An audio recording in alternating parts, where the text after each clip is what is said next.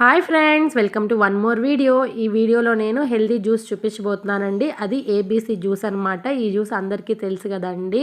ఇది నేను డైలీ రెగ్యులర్గా యూస్ చేస్తున్నాను. నా హెల్త్కి చాలా ఉపయోగపడింది ఇది. అందుకే మీతో కూడా షేర్ చేసుకుందాము అనేసి చేస్తున్నాను. దీనికి యాపిల్ ముక్కలు, క్యారెట్ ముక్కలు, హాఫ్ లెమన్, హనీ అనమాట. లెమన్ మనకు కావాలంటే తీసుకోవచ్చు, లేకపోతే స్కిప్ చేసేయచ్చు. ద బెస్ట్ రిజల్ట్ ఇస్తుందండి హెల్త్కి అయితే. ఇది బ్లడ్ ఇంప్రూవ్మెంట్కి కానీ, స్కిన్ గ్లోకి కానీ, డైజెషన్ ప్రాబ్లమ్స్ కానీ చాలా బాగా వర్క్ అవుతుంది.